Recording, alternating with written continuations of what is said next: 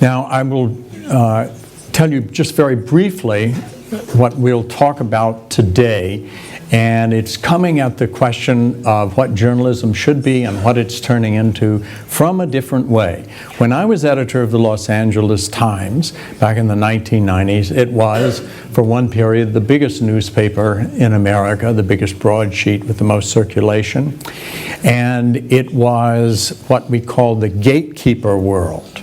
Now, this was roughly 20 years ago, and you'll see the changeover at one particular point. The gatekeeper world meant that 30 men and one woman, Katharine Graham, controlled roughly 80% of the public square dialogue in America. Those were the people who were the head of the major networks, the major newspapers. There were things called news magazines. You've heard of Time magazine, perhaps? And those were big institutions at the time. Then came the internet 20 years ago, and now in the last 10 years, social media. And another thing has happened that is very different, what I call the era of instant scandal.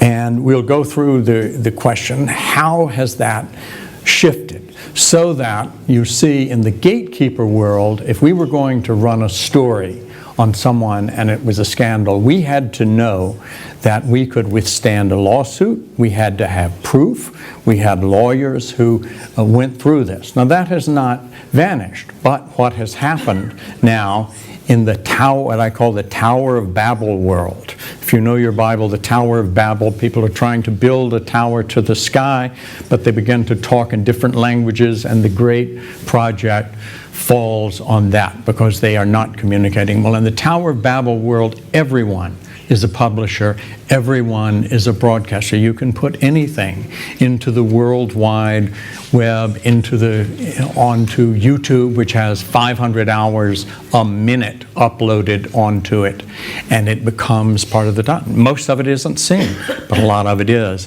And this is the story of how that changes things. Here is a leading example, Harvey Weinstein. You see him at the height of his powers. He was a major movie producer. He produced Shakespeare in Love, some of the Tarantino movies, some of the Martin Scorsese movies. Here he is with Hillary Clinton, because as you'll see, the world of instant scandal involves not just show business and media, but also politics and international affairs. 2 years ago, slightly more, the New York Times published an article that dealt with a number of women who said Harvey Weinstein had pressured them for sex. In some cases, they say he had raped them. And he is today, as some of you probably know, on trial in New York City. Very damaging testimony from the women who were involved. And it's important to say right here that I'm going to talk about a number of the cases that are still under adjudication. A number of them, the men have not admitted their wrongdoing, but you have heard the innocent until proven guilty, which is a legal stance in the United States. It's for a court case. But it doesn't mean that it's really true, because there is also the court of public opinion. And different things have happened there, certainly for Harvey Weinstein, because what has happened is that as more and more women have come forward, their testimony goes up on the internet, and it doesn't go away. I want to give you these two ways. In the old days, 20 years ago, people would say, if there was a bad story about you, don't worry about it, it will be wrapping fish tomorrow, meaning the paper would wrap fish, or the paper would be at the bottom of your bird cage, and it would be thrown out. Now, it stays on forever. So what came out of Harvey Weinstein was what's known as the Me Too movement. More and more women, and this again is the change of the internet, came out and said, me too, this happened to me, this happened where I work, I was pressured, I was hit upon, I was harassed. And that movement has gone worldwide. It has already made legal changes in America. It's still being battled, but that is the consequence of this kind of scandal. Shortly thereafter, this is Charlie Rose, was accused of this by women who worked with him. That's Gayle King, who is still on the air, and he resigned. Matt Lauer, who was the king of morning television, and that excellent show that Victor showed, the morning show on television, which some of you have seen, is a fictionalization of some of what happened with the Matt Lauer investigation. Kevin Spacey, some of you know, an Academy Award-winning actor, and it turned, he is accused by many young men of getting them drunk and coming on to them, some of them underage, as they claim. And interestingly, and this is the world we now live in, he chose at this point to say that he had been bisexual, but now he was coming out as a homosexual. And that landed him as the subject of tremendous opprobrium by people in the gay community, saying, how dare you suddenly try to put your newly announced sexual leanings out as some kind of excuse or mitigating effect. And so Kevin Spacey, for example, was taken out of a movie that was already shot, and Christopher Plummer replaced him. It was reshot, all his scenes. It was about the kidnapping of young J. Paul Getty III, and Christopher Plummer got an Academy Award nomination for that. This is a senator named Al Franken. He was an unusual senator because he had risen up on comedy television and parlayed that into becoming elected. When he got to Washington, his staff told him, be careful, don't make jokes in front of people. You want to be taken seriously. And if you have to, just wait till after the Senate hours are over. And for whatever you do, don't do any kind of physical jokes. So this is the picture which came out about a year ago, and it's from several years before, when Senator, then comedian Al Franken, had traveled with the USO to entertain the troops. And he had either grabbed the breasts of or had a picture taken as if he was touching the breasts of a fellow USO entertainer who was asleep on the plane coming back. When this picture came out, after Me Too. Now remember that everything has happened, most of it all post-Harvey Weinstein. More and more women are coming forward in this picture, and within a few weeks Al Franken had to resign from the Senate because Democratic women senators didn't want him representing them. This is one woman. Has anybody seen the movie Bombshell by any chance? Yes, a couple of people have. Bombshell is the movie about inside Fox News. This woman, Gretchen Carlson, was an anchor there.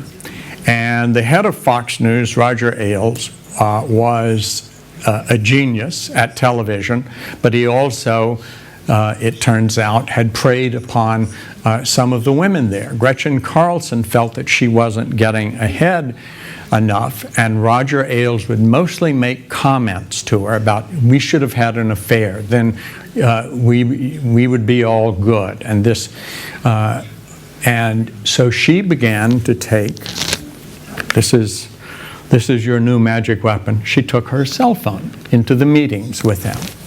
Wasn't going to be a he said, she said, as far as she was concerned. And after a year's worth of these talks, she went to a lawyer, and they sued, and she took count them, $20 million away from Fox, and that was the end of Ailes' career. This is the other woman who is important in this story. You will recognize Stormy Daniels. She is the porn star.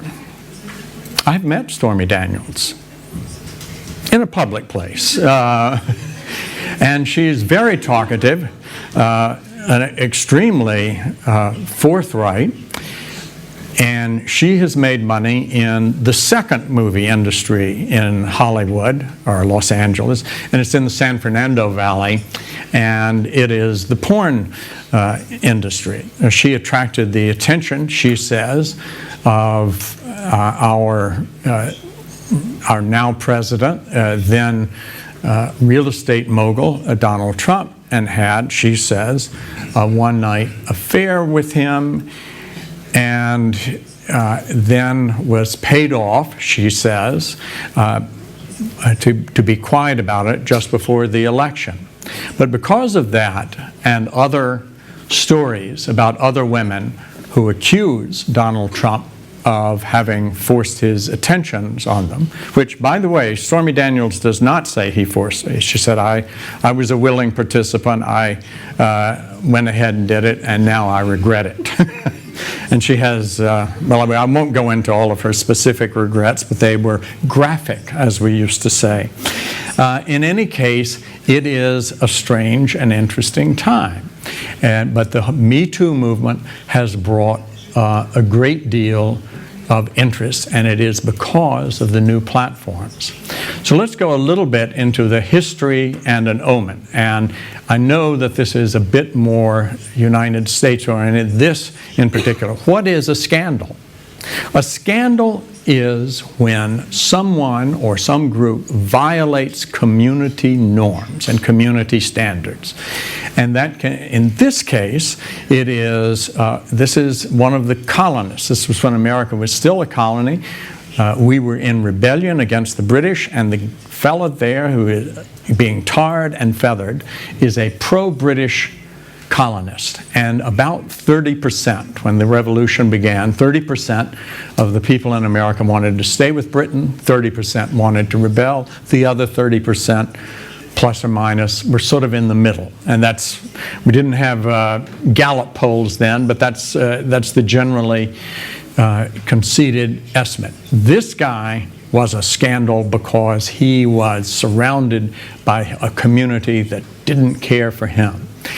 Americans have always had a way of making money off scandals. So that was a poster that was posted as a warning. This is a publication that by the late 1800s and early 1900s called the Police Gazette, and it was one of the most broadly circulated in America. And it was filled with tales, which are both titillating and cautionary, about incautious young women who would come from the countryside to the city and would be drawn into a life of sin by drink and drugs and the promise of bad men who tried to pretend to be good men. And they were always, they would pull you in with that and then tell you, oh, this is a terrible way to live. Extremely popular. By the early 90s, television had overtaken print.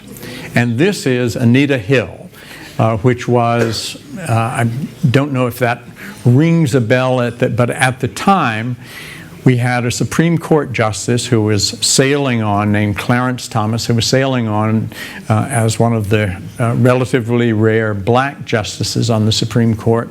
And Anita Hill came and said, I worked for him and he pressured me for dating. He made inappropriate comments. He liked to talk about sex. And she says this all on national TV. A huge wave of angst, much of it sympathetic for her, came among the women in America because this was on TV, and the way in which men behaved in offices was part of this. Then there was a backlash the other way. Clarence Thomas came on and he said, this is a high-tech lynching, which in America had echoes of the lynchings which blacks suffered during slavery and in the Jim Crow periods afterwards. And as a result, listen to that word, high-tech lynching, because you will hear other things like that as we move into a world where everyone is a broadcaster.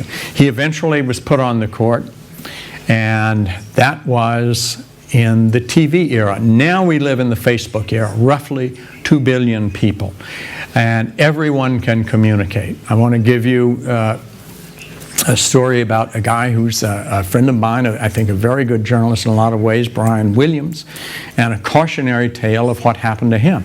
He was the top anchor for the NBC Evening News. He had a long and good career, and one part of it that he was very proud of was that he had reported in the first days of the Iraq War and done a lot of on-the-ground reporting. Now, Brian Williams is also a very witty guy. You'll see another very witty TV guy, David Enser, when you hear me. But Brian's wit got him into a little bit of trouble. He would go on the talk shows that were not news. They were just entertainment shows.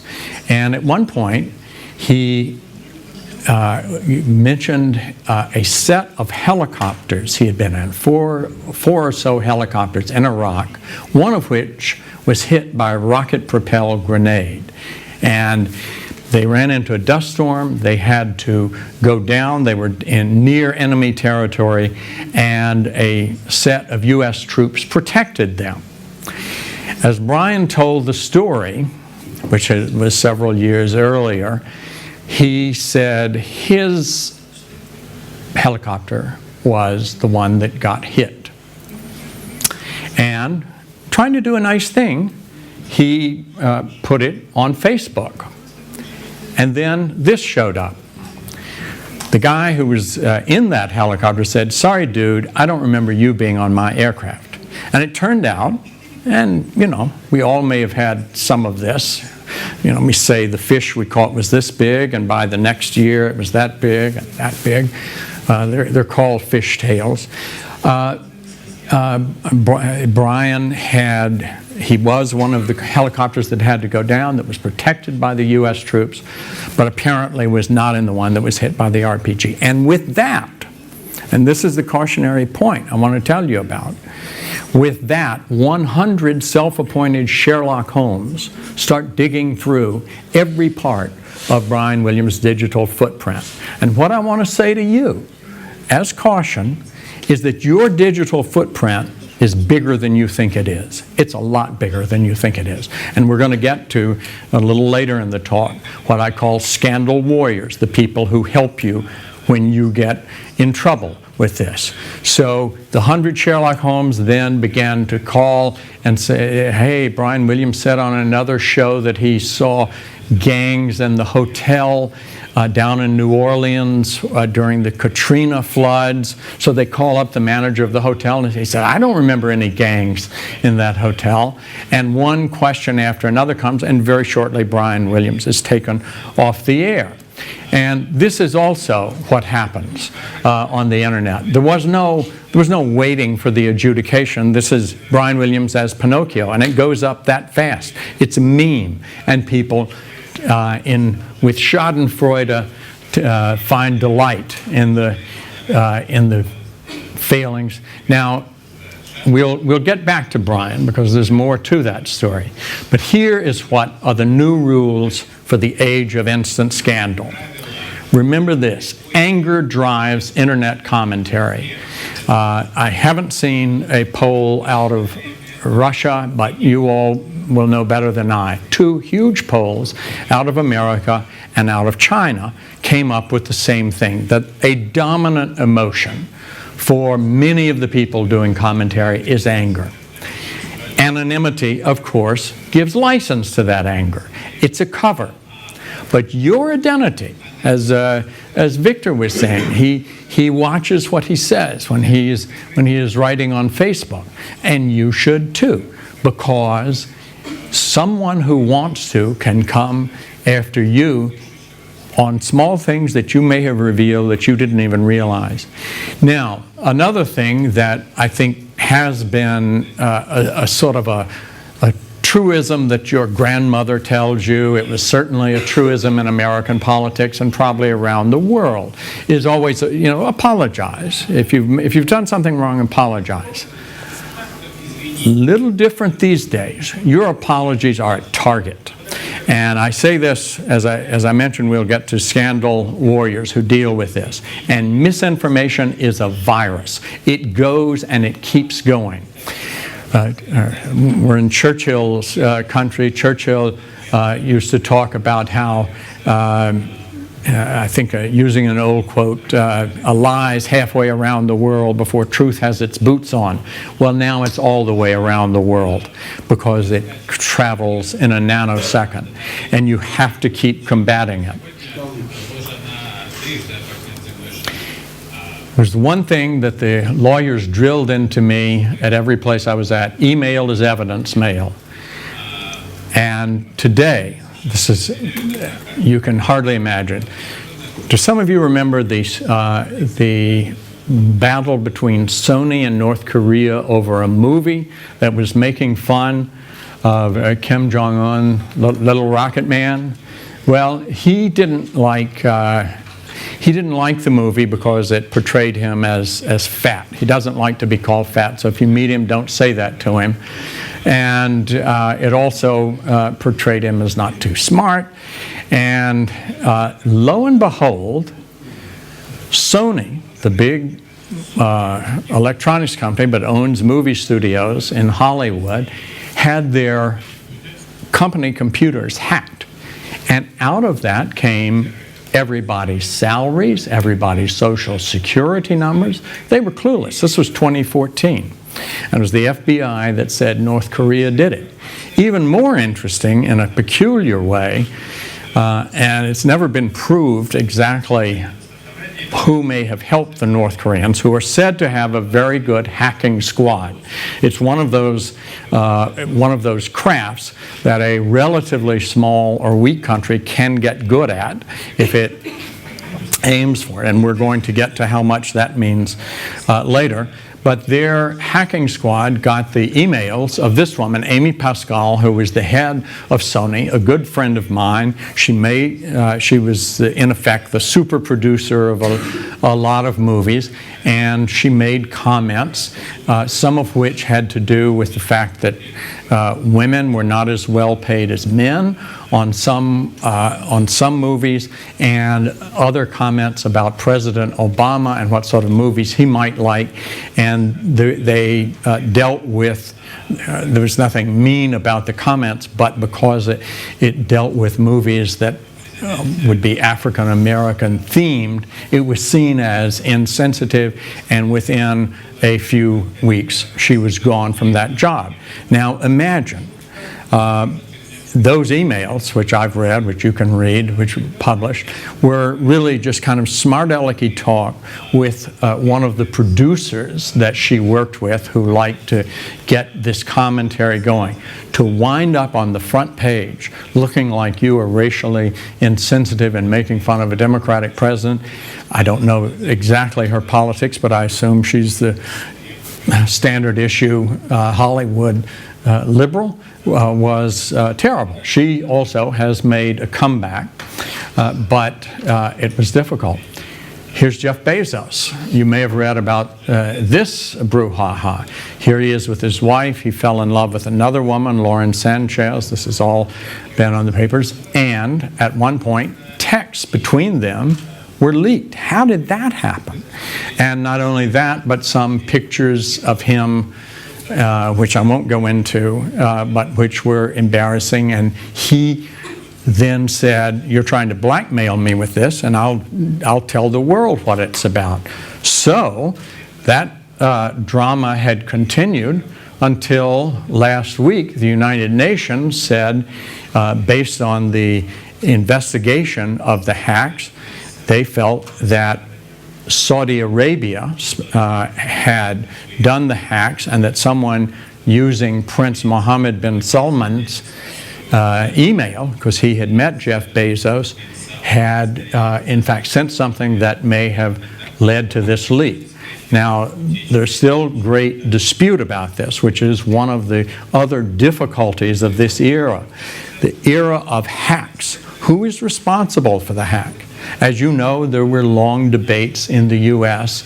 About how much the GRU had hacked into the U.S. And were they the ones who were responsible? How strong was the proof? In any case, the that has become another issue. Here is General David Petraeus, who was arguably the greatest U.S. commander of the last half century. He rescued the U.S. mission in Iraq. He was brought back to be, he was coming to the Newseum. He was brought back to be head of the CIA. While head of the CIA, he incautiously is emailing with a woman who was his biographer, but he had become overly friendly with her. And so even as the director of the CIA, people tend to forget email is evidence mail. Has anybody paid a bigger price than Hillary Clinton for her missing 30,000 emails and others?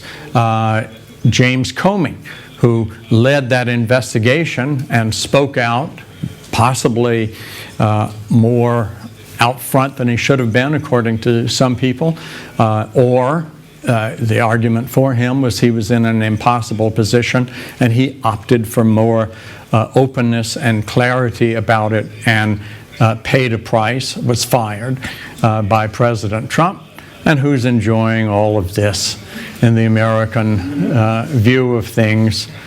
Nobody better. So the important point is to remember that the internet can often have a hoax. Here were the sorts of things that were put out during the 2016 election. The Pope shakes the world and endorses Donald Trump. How likely was that? Not so likely, but what was done, and again this is the possibility now because of targeted advertising that was done through Facebook. The algorithms trace, they have records of every move you've made, okay? And so the algorithms know if you're a conservative, if you're a liberal, if you like this kind of car or that kind of book. And so that leads to what advertisers have always wanted, which they call micro-targeting, meaning I can reach people who might think this is true and would be influenced by that. And that was some of what happened during the 2016 election. Michelle Obama deletes Hillary Clinton from Twitter. Again, not true. But here is one other thing worthwhile in my research on this that fascinates me. Some scientists at, I believe, MIT, but I could be wrong about that, did a study of how fast fake news travels on Twitter compared to, quote, real news. And the fact was the fake news traveled at about 5 to 6 times the rate of speed. Why was that? Because a lot of it is invented for its shock value. And as a result, when you're shocked, you say, oh, let's send that on. Now, I think, and I'm going to want to hear you all when we talk, that younger people have a more conditional view of the truth, quote unquote, of what you see on the internet. But I want to tell you that people are taking advantage of that. And this gentleman, General Gerasimov, in 2013 put out a doctrine about a 2,000-word article which dealt with the way in which total war needed to be waged in asymmetric ways, and that in point of fact there were ways dealing with the politics of adversarial countries that could use the digital world. I will give you just another dot in this. I have a friend who is a futurist at Stanford University. By odd happenstance, came to Russia in 2012 to give a lecture and wound up having a 15-minute talk with Vladimir Putin. Vladimir Putin was very interested in one thing, social media, and what could be done. And so, as we see, another part of what happened in 2016 was that while on the one hand it was seen that the hacks and some of the other elements of Russian interference were pro-Trump, on the other hand, on Hillary Clinton's side, a former MI6 agent, Christopher Steele, was hired to compile a dossier on Donald Trump. It was known as the Steele dossier. He had contacted his, according to him, contacted people he had known in Russia, and there were lots of interesting questions for any investigative opposition researcher about Trump's dealings and what they might be. That was put together, and for a long time it was not known that that had been funded, in fact, by the Hillary Clinton campaign. Finally, and this was a huge battle, a site called BuzzFeed put the entire dossier on. Other publications would not use it until BuzzFeed did it because it could not be verified. And it was a classic combination of what I talked about at the start. This was the gatekeeper world. The old media could not verify things in it, and the new media world said, let's put it out and then we'll see. It's an ecosystem is what this has become, and it is worth knowing that all of the media feed off each other. If the New York Times runs something, that gives it greater credibility, and so it'll be picked up. But the New York Times has to guard, because what are the two key elements of media today? One is the battle for attention, and the second is trust. Trust based on credibility. Now, the truth is, sometimes the battle for attention gets the better of what we want in the nature of trust and credibility. But that is where I think the old standards can and should maintain. Going after what's known as clickbait, it becomes an endless cycle of seeking sensation and greater sensation, and eventually you lose the trust of the people who are looking at you. And we call that, if you are caught in it, we call it going into the fiasco vortex. I'll give you one quick case study. Bill Cosby in America was, in the 80s, probably the greatest comedian, one of the highest entertainment figures. Most importantly, because he played on a major network television show, Dr. Huxtable. He was an upper middle class black doctor who was a good father, and it was more a family drama, but he was seen by many as the best broad scale, across the board role model. And in fact, there are cases in popular culture studies that show he was in part responsible for the election of Barack Obama, because more Americans broadly saw him as a way.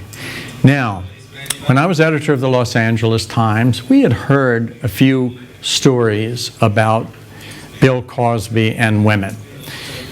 Here's the difficulty that the gatekeeper world editors had. We didn't hear a lot.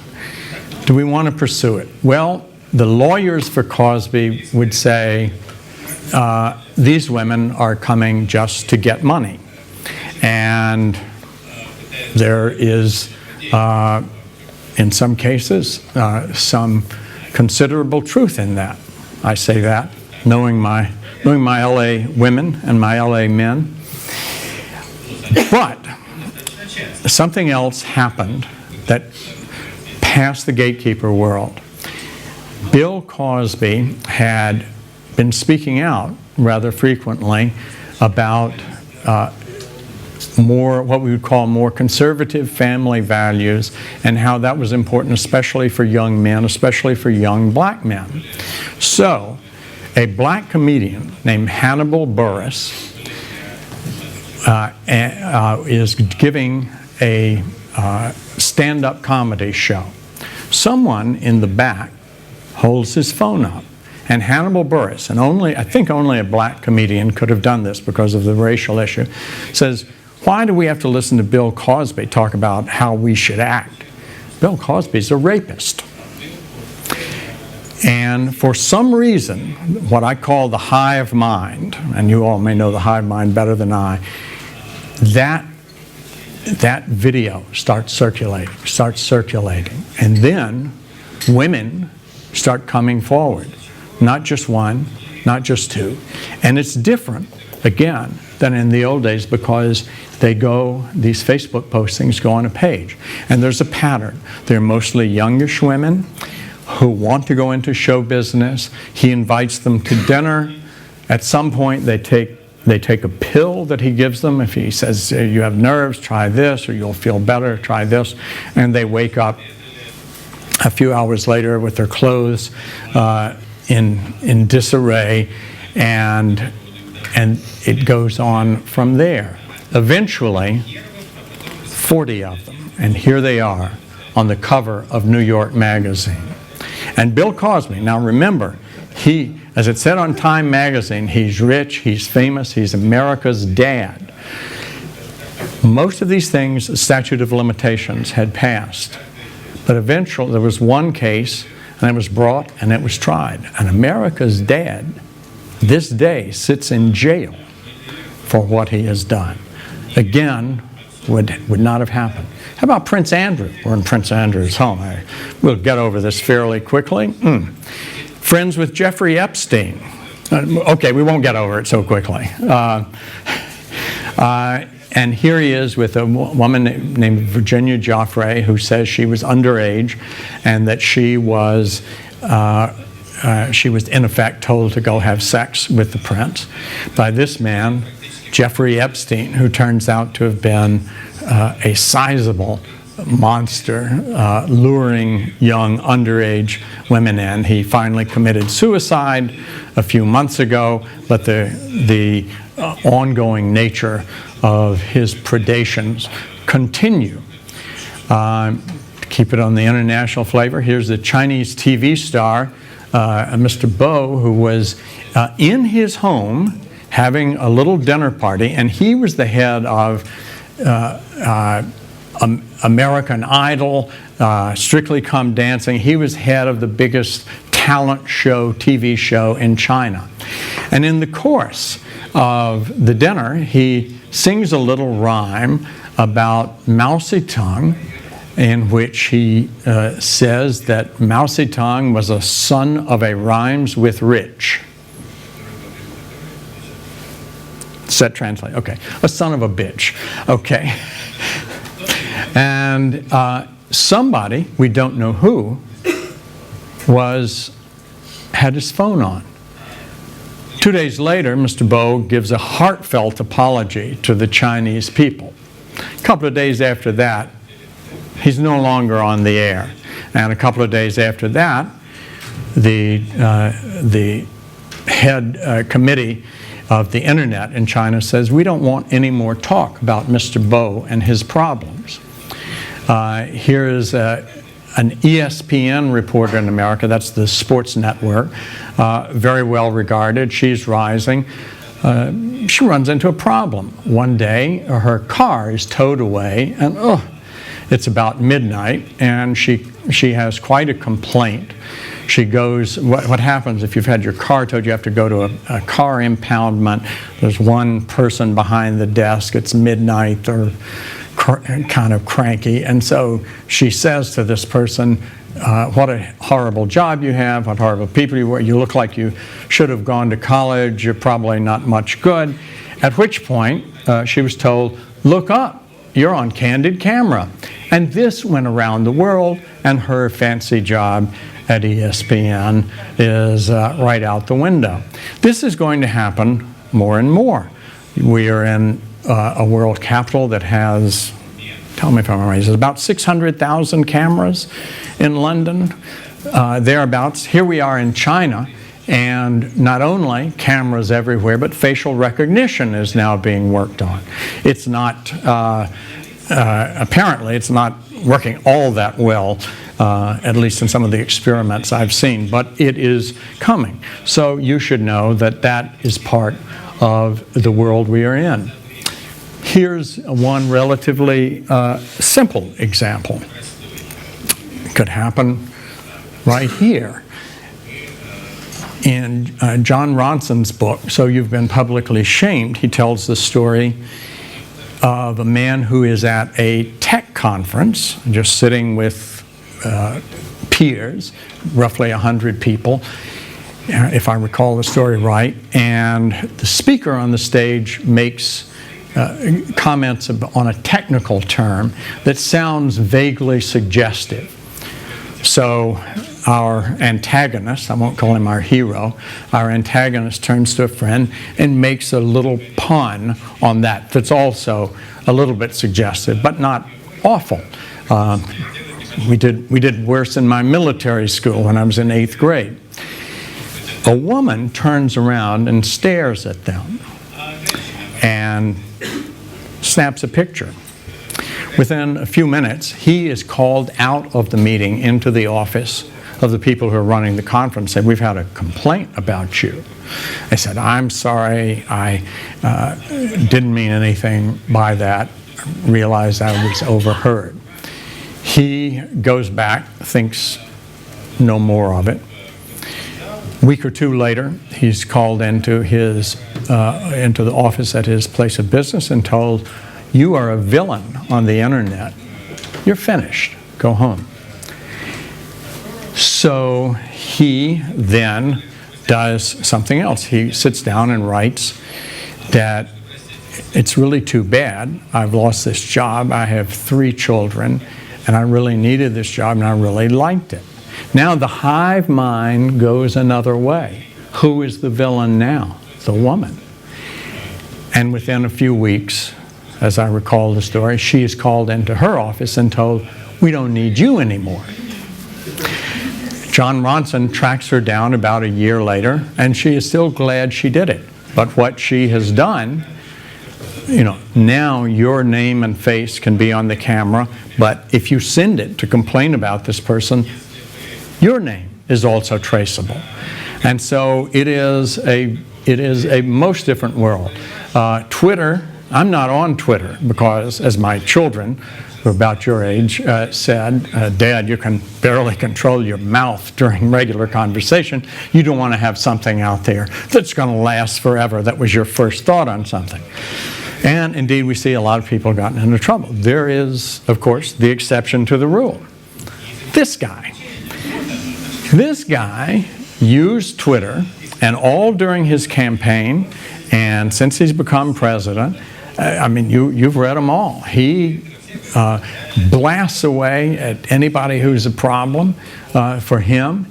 And you could say, even though I had friends who were in his campaign, and they say, "Oh, if he would just not be on Twitter." But the Twitter was his weapon. And for all the downside, clearly, he became president, and I could have made $100,000 on a $2 bet if I'd placed it 10 years before he ran for president. So one of the things that is on Twitter a lot are conspiracy theories. And here, I do love this. It's not a conspiracy theory if it's true. Theory already sounds like, it's bunko. And a conspiracy theory may in fact be bunko, but every once in a while, it is true. And what we have to remember is to approach the news and approach truth with a bit of humility. And the reason I say that is because in evolutionary psychology, which looks at the ways in which we have evolved, we are the descendants of the people who had to look at the tribe coming over the hill 10, 15,000 years ago and say, they're coming for trade or they're coming for murder. I've got to decide which. We're the descendants of the people who guessed right most of the time. And the reason we know that is the descendants of the people who guessed wrong, they didn't get to be descendants. Those people are on the Darwinian off-ramp. They're no longer in the gene pool. And so you see now, here, is this a conspiracy or is it a conspiracy theory? Hunter and Joe Biden are now part of the reason that Donald Trump has been impeached and is standing trial. And nobody knows quite which way the trial is going to go. Everybody assumes at some point that since the Democrats would have to get 20 Republican senators, that Trump will be acquitted. But things keep coming out, as we'll see. And it was all about having, would Trump give a meeting to the new president of Ukraine, Zelensky, and how much pressure he had put on him to have an investigation, because Hunter Biden had been hired by Burisma with no background in the oil business at roughly $50,000 a month. And, you know, is that a scandal? Is it legal? These are all questions of great debate, but it has led to this, only the third president in American history to be impeached. Now, just to remind you, because you may not, the House of Representatives, which is Democratic, impeaches the president. That's like the prosecution has indicted someone, and now the Senate will, in effect, be the judge. And that is, right now, a long process. What just came out last week, here is a guy that Trump said, oh, I don't know, Lev Parnas, a Ukrainian associate of Rudy Giuliani. Don't know the guy. Maybe he had a picture taken with me. Well, it turns out Lev Parnas had dinner with Donald Trump about a year or so ago, and he audio and videotaped the dinner. At one point, has Trump saying of the U.S. ambassador to Ukraine, when he's told that she is saying bad things about him, like he's going to be impeached, he says, well, that's no good, get her out of there. So again, that becomes more fact and evidence, and is something to be, and here's Adam Schiff, who led the Democrats on the impeachment. He got a phone call, which is amusing. You can look it up on YouTube. He got a phone call from two Russian comedians who impersonated investigators who said they had compromising material on Donald Trump with some Russian woman. And Schiff says, oh, so you have the compromat, which was a new word for the conversation and considered quite chic for an American investigator to know that word and pop it right in. They said, yes. He said, what do you have? He said, pictures of nude Trump. Oh. And of course, it turns out these guys are going to town with us. It's rather a funny little talk. But I mentioned the scandal warriors. Scandal is forever happening. One of the biggest shows in America, Kerry Washington, you've probably seen some copies of that. She plays a woman based on a real woman named Judy Smith, who was a scandal warrior in the George H.W. Bush White House. And because there were such unusual stories that came out of it, that caught everybody's attention. There was another version, this is George Clooney in a movie called Michael Clayton, which I recommend. He plays, and you see the title, The Truth Can Be Adjusted. He plays a fixer in a major law firm. And although he's a lawyer, he doesn't really practice law. What he does is he fixes the bad things that have been done by wealthy clients. And in a major case in the movie, and I think it's, as they say, ripped from the headlines, a major hedge fund manager who is rich beyond Croesus calls the law firm. He has hit a pedestrian and run over him at a light. And instead of going to the police, he goes to the law firm, and they send Michael Clayton out. Michael Clayton's having a little trouble getting this fixed, and the hedge fund manager speaks to him and says, wait a minute, they called you the magic man. Why aren't you fixing this? Where's the magic? And he says, I'm not a magic man, I'm a garbage man, and the smaller mess you make, the easier I can fix it. There are people like that, not just in major law firms, but around the world, doing enormous amounts of work. adjusting the truth. This is a friend of mine, Eric Diesenhall, who has done a lot of that. He's been 30 years in helping. And here, most unusually, is the latest scandal warrior. This is Monica Lewinsky. Remember her? So she gave a talk at TED 3 years ago saying she wanted to help people caught up in scandals because she said, I was patient zero in the scandal which got Bill Clinton impeached, the sexual scandal. And that was because the internet was just coming on. She said that she wound up on the cover of Time magazine. She said she was treated like like someone in an old Puritan novel, The Scarlet Letter, and she was the one, even though she was much younger.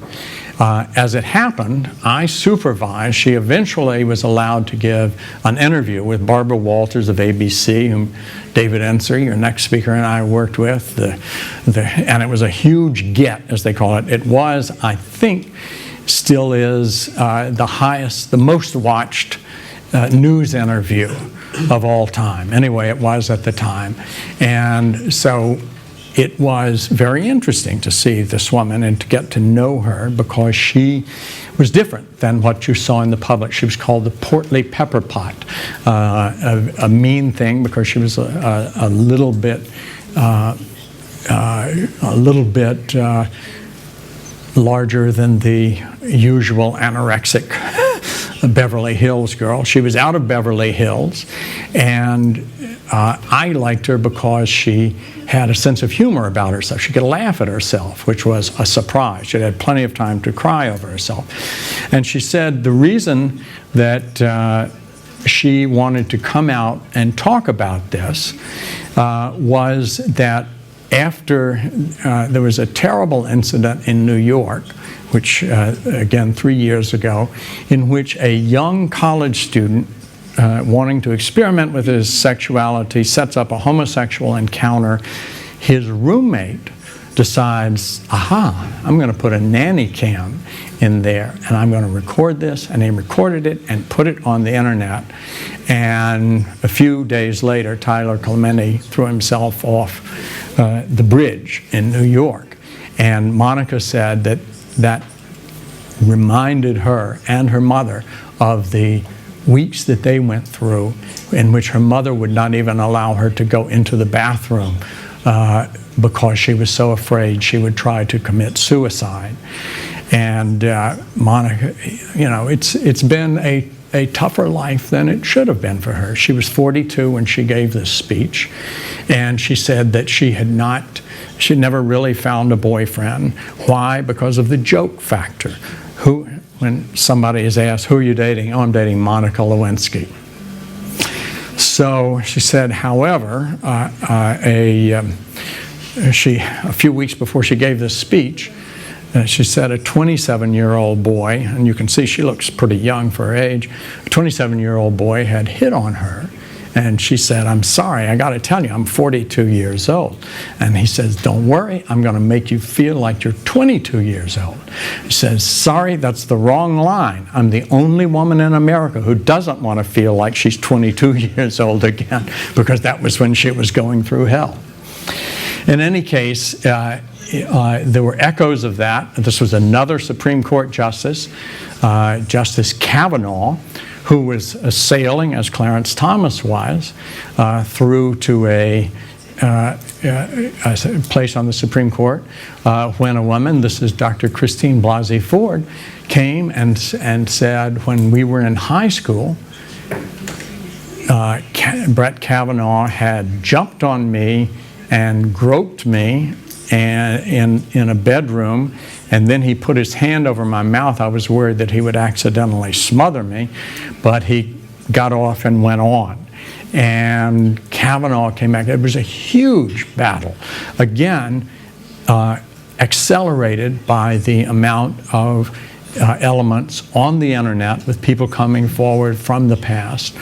So a couple of final points. Monetizing humiliation. Americans are good at this. Your scandal is someone else's meal ticket, and I'll show you how. Toyota, at one point, which was a client of Eric Diesenholz, was accused of having a lot of accelerations, sudden accelerations. People would have accidents that were brought on. So it was interesting to hear Eric talk about how you combat it if you're on the other side. He went, Toyota, and I think with his help, went to NASA, our space agency, and had months-long investigation done, and eventually decided that most of the cases had been people accidentally hitting the wrong pedals, and that there was not a mechanical problem with the Toyotas. But as you know, the reaction time, by that time, it's 9 months later, nobody knows that. So what they decided to do was to concentrate on the people who liked Toyota, communicate greatly with the people who did like Toyota, and they were able to come out of it. But it's interesting and important to note that that is reflected in Wall Street, which is a major part of American business, not the only part, but there are things called short sellers. Those are people who make, in effect, bets that a stock price is going down. So rumors will get out, sometimes seen as coming from short sellers who see this a different way. All sorts of rumors immediately show up. In court cases, when I gave this lecture to a group that included a lot of lawyers, one of them came up after and said, "You should know, in divorces," he was a divorce lawyer, I immediately asked for the cell phones and the Facebook accounts and anything I can get, because at that point, if you've got any guilty actions there, again, they are easily traceable. So we've gone from, we've evolved from chimp to Facebook man and woman. We have on YouTube, there are so many millions of hours, it is astonishing how much is on there. 500 hours a minute being put on, and of course, as the heads of Facebook and YouTube have talked, there is now a battle about how much are you responsible for. There is a particular part of the Decency Act, Section 230, that means that these social media companies are not responsible in the same way that the publishers of the New York Times or the Washington Post would be. And that is going to be a considerable set of the debate going forward all around, because if they were held to those very same standards, it would be, they would not be able to exist as they are. Their view is you don't sue the telephone company if two criminals get on the telephone and conspire to do something. That's not the fault. And so it's the people who are doing it who should be held accountable if they're held accountable. In any case, we come to this another Time magazine cover about how do you know truth. And I will leave you with the last thing coming our way, the world of deep fakes. Have you all heard of deep fakes?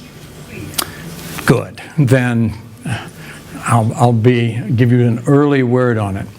This is a roughly 2-minute video of Barack Obama on the left, and two researchers did months worth of work to make it so that the new video runs at exactly the same time. His mouth seems to be moving in exactly the same way, and he's saying something utterly different. They said there are a couple of 100,000 moves had to be made for this to happen. But needless to say, it's coming on strong, and the latest development in it was about 3 months ago, a Chinese version came on, which was usable by the general public. Not as fancy a result, not as perfect a result. And it virtually broke the internet over the weekend. It came out. So this is what's coming on, meaning that so often when we think, well, what do we really believe in? I used to decide on hidden camera permissions, which was a walking, a legal line in which we would have our reporters go out with a hidden camera acting as a member of the public and see how they would be treated and what would happen. People really believed what was said in those circumstances because they knew that it was not planned. People couldn't. Now, when deep fakes come in, will you be able to believe if you see someone burning a Quran, for example? What's that going to do? And then you circulate that around the Mideast. So life isn't fair, as my friend Eric Diesenhall says. One of the things that is the plus of this is that voices that may not have been able to be heard before now can be heard. Small voices. So, and yet there's the Janus face of the technology. Let me give you the example. Eric Diesenhall says he has seen major companies held captive by a couple of hundred mothers, paralyzed because the mothers are complaining about the product that the company has put out. And the company is terrified that if a couple of hundred mothers are complaining that their kids are getting rashes or whatever with the product, if that goes worldwide and becomes a couple of thousand mothers, and then it gets on CNN, and then it gets on the front page of the New York Times, then that changes the world, or changes their world. So I'm going to leave you with the final slide of what to do. Since we're in Winston Churchill's backyard. If you find yourself on the short side of one of these scandals, this is a handy Winston Churchill advice. If you find yourself going through hell, keep going.